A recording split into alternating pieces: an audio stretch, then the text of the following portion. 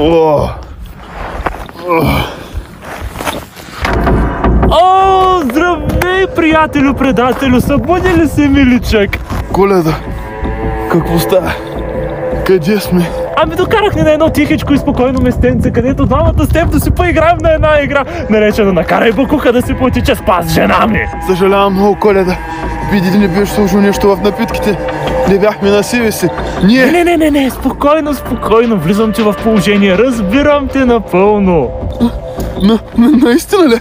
Да, все пак сме приятели с теб. И няма да ме убиеш. Ти пък, как ще те убия, бе? Нали сме приятели, израснали сме заедно. Добре.